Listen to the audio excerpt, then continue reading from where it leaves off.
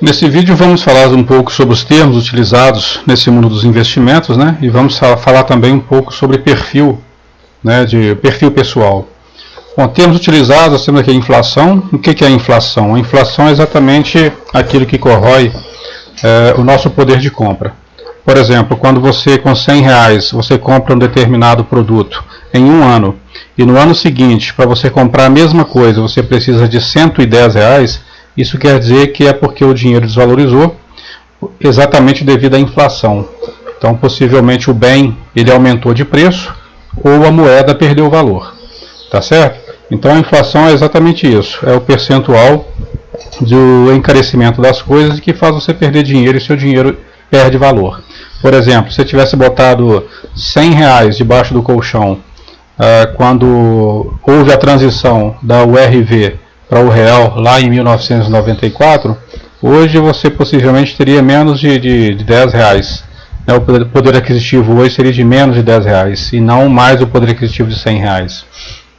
A taxa básica de juros, aqui no Brasil é chamada Selic, é uma taxa definida pelo Banco Central exatamente no intuito de barrar a inflação.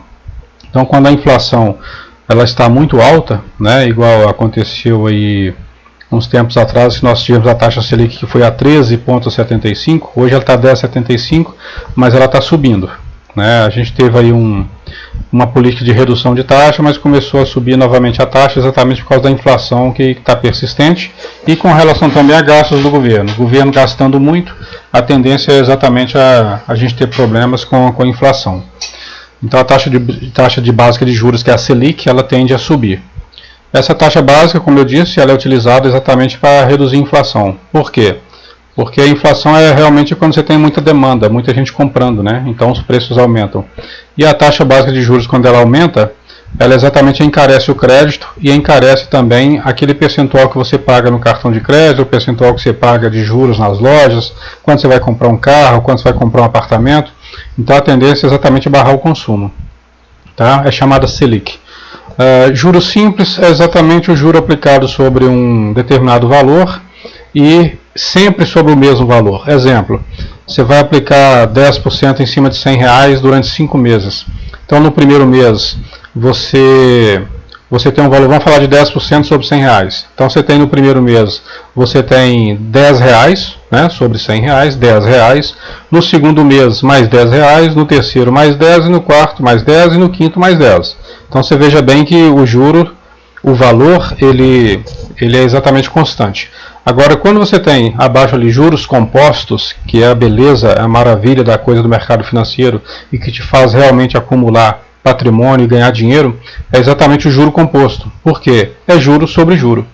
Então, quando você vai fazer o cálculo R$100, 10%, então o que acontece? No primeiro mês você tem R$10, 10% sobre 100. No segundo mês, a sua base de cálculo é 10% sobre 110.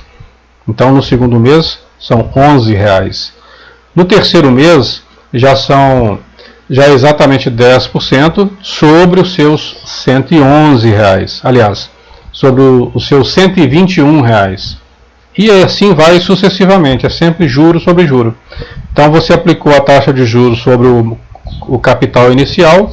No segundo mês você aplica sobre o mês anterior, que foi o resultado aplicando a taxa de juros sobre o capital. No terceiro você aplica sobre o mês anterior, que é a soma dos juros mais o capital inicial, e você vai fazendo isso, então vai criando aquela bola de neve e cada vez vai aumentando. Então essa que é a beleza do juro composto, tá certo?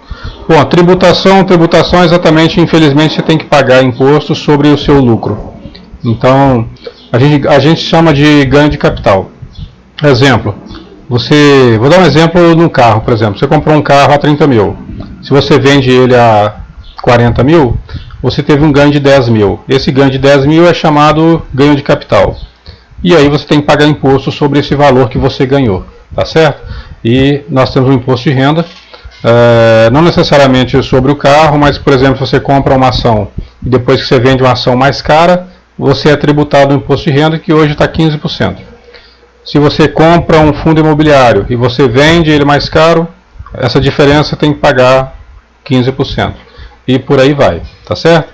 A declaração anual é exatamente sua declaração de imposto de renda, onde você informa todo o seu patrimônio, aquilo que você ganhou durante o ano, o patrimônio que você possui, os investimentos que você fez e quanto de tributação você pagou, e nesse final de ano é feito um recálculo de tudo que você ganhou e tudo que você pagou, e se ficar maior você tem que pagar a diferença, se ficar menor você é restituído.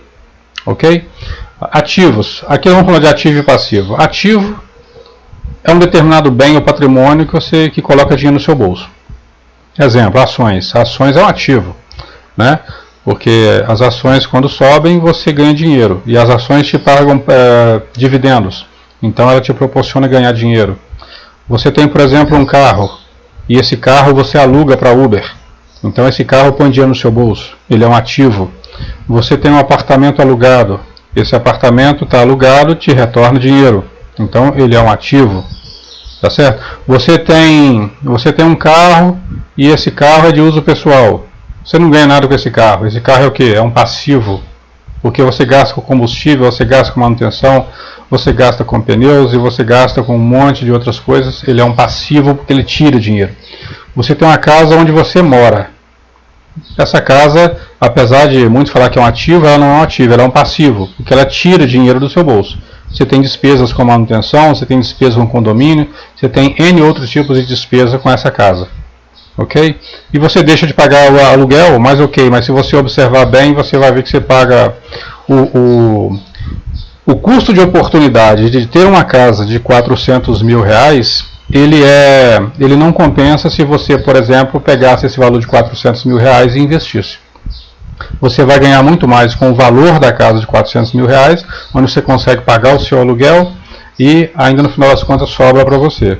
Então, do ponto de vista de investimento, a casa de repente ela não é um ativo, porque ela tira dinheiro do seu bolso, ela não coloca dinheiro no seu bolso. Bom,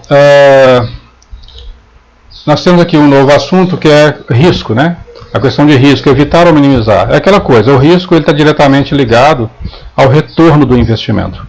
Então você tem o perfil conservador, o perfil moderado e o perfil arrojado. O conservador é aquele que não quer correr riscos, e com isso ele não se importa em ter um retorno menor. Né? O perfil moderado é aquele que está no meio do caminho. Né? Ele aceita correr risco desde que seja um risco mais controlado. E o arrojado é aquele que é agressivo. Né? Ele gosta de modalidades que tenham muito risco, e aí com isso ele tem um retorno maior, e muitas vezes também uma perda maior. Né? É muito mais fácil esse arrojado perder tudo do que um moderado ou um conservador. O investimento é diferente para cada pessoa ou situação. Então o investimento está intrinsecamente ligado ao perfil. Né? Se você é conservador, moderado ou arrojado. E as alternativas de risco reduzido, nós temos aí fundo de renda fixa, que é muito para o perfil conservador, títulos públicos, títulos emitidos por empresas privadas, sendo que esse último ele não é assim tão conservador. A gente vai ver mais à frente, porque existe aí muito risco, né? Principalmente o risco da empresa quebrar. Né? E já os outros fundos de renda fixa, né? ele é bem mais conservador, porque você tem ali alguns tipos de fundo de renda fixa. Você tem ali a garantia do governo, por exemplo, LCI, LCA, CDB. Então você tem aí garantia de que por 250 mil por CPF, que se o banco, a instituição quebrar, esse fundo ele te repõe o valor que você havia investido. Títulos públicos são os títulos do governo, né, que é um dos mais seguros, porque se der ruim é porque o governo quebrou, aí todo mundo se lasca, não tem jeito. Investimentos arrojados, né, esses que têm maior retorno, então são ações, fundo de ações de grandes empresas, negócio próprio, né? A gente pode botar aí criptomoedas hoje, pode falar do DeFi, uma série de coisas aí que são bem mais arrojadas, mercado de opções, estratégias de opções. Então a gente tem muitas opções aí que são mais arrojadas, mas te dão um retorno maior. Ok? Bom, já temos 9 minutos, vamos agora finalizar aqui o vídeo. E o nosso próximo item aí a gente já entra nas modalidades, onde nós vamos falar principalmente aí da renda fixa, começando aí entrando nas alternativas que você tem. Obrigado aí. Tchau, tchau.